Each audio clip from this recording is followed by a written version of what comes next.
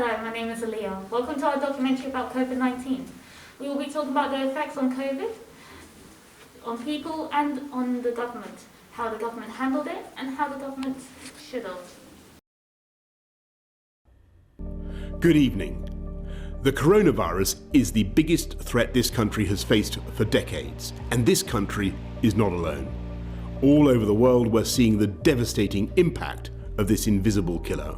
And so tonight I want to update you on the latest steps we're taking to fight the disease and what you can do to help.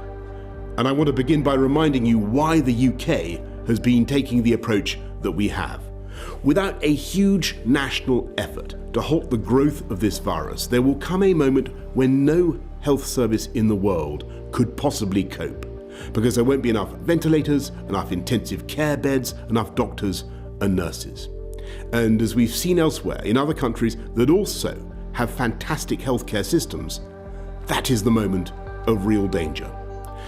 To put it simply, if too many people become seriously unwell at one time, the NHS will be unable to handle it, meaning more people are likely to die, not just from coronavirus, but from other illnesses as well.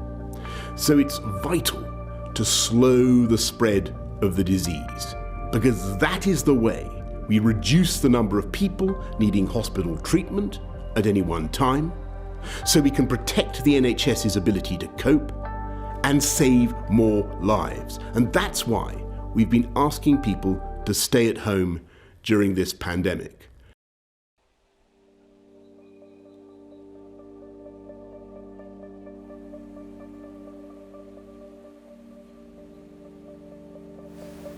Hello sir, what is your name and please spell it out for me.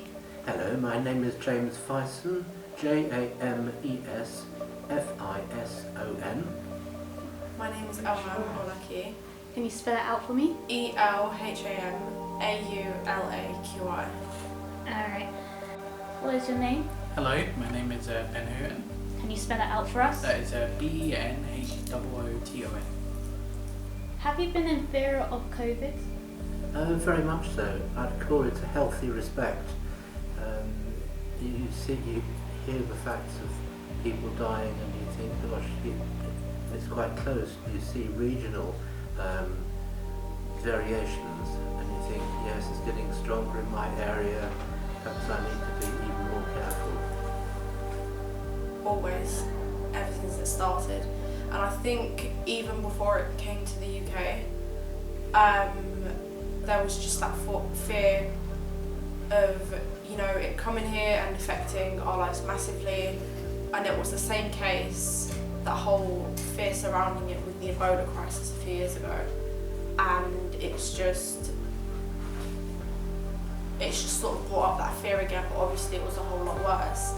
And then when it came here, it massively altered life for me and for everyone, really.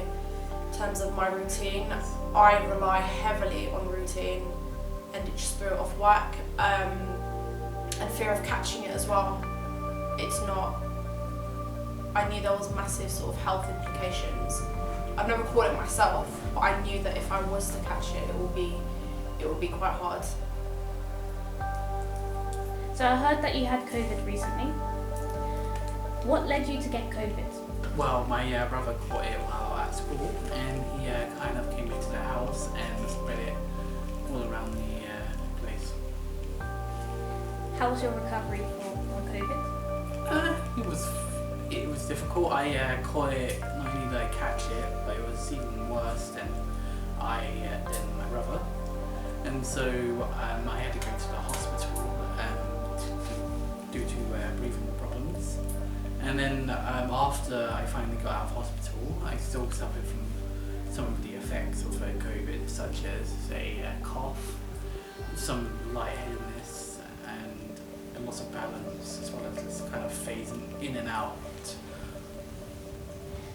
There's been a lot of going around of long COVID. By any chance, did you receive any symptoms of that? Yes. Yes. I did catch it.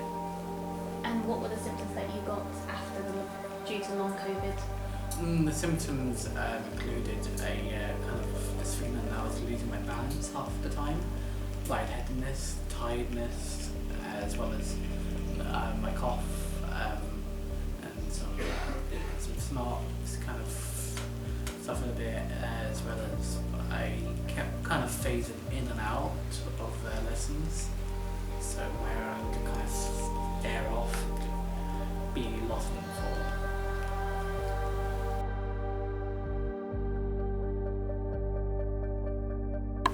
Sadly, due to COVID, mental health has finally been acknowledged in many young people. Sadly, it took a pandemic to be introduced. We did have daily briefings by Boris Johnson talking about the rules and the new laws to keep us safe. Sadly, due to that, it led to many people being confused, such as stay at home, don't stay at home type of ordeal.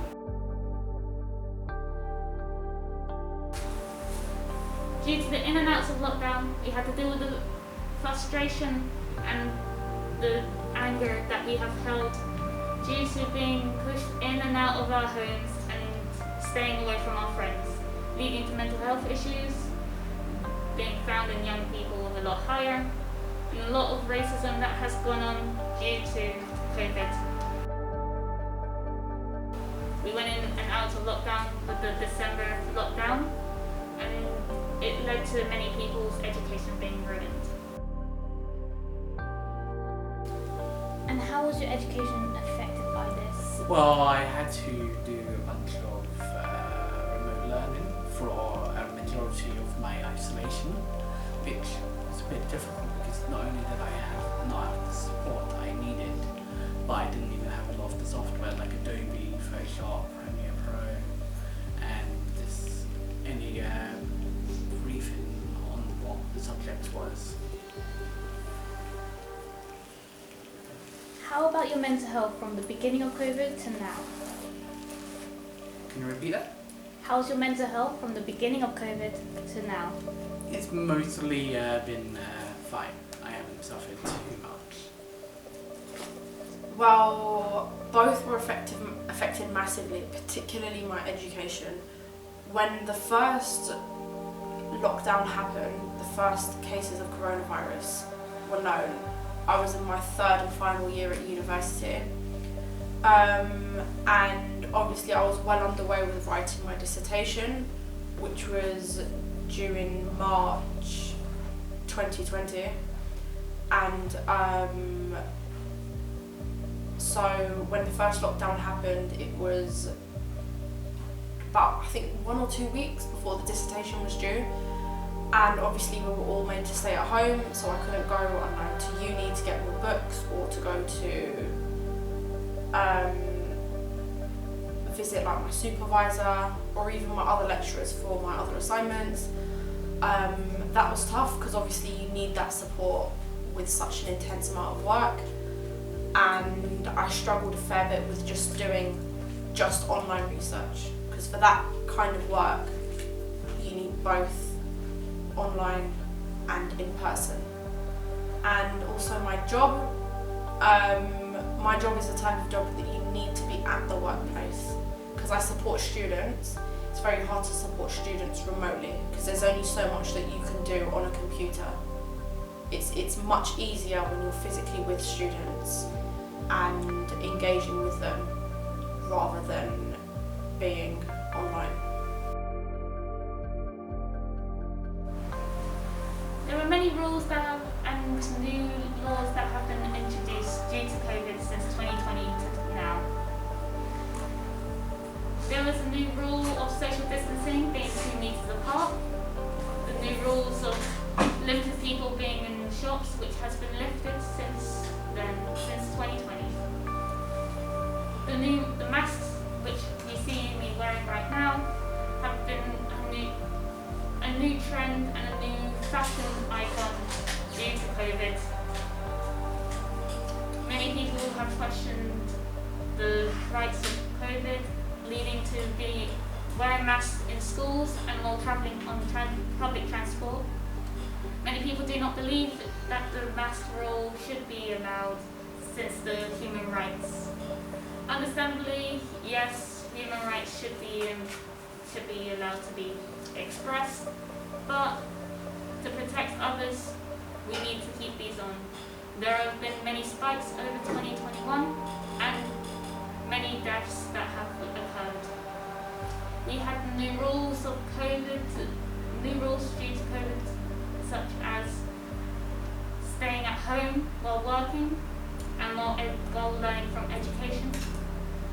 Many people did not have the finances or the products to work on them.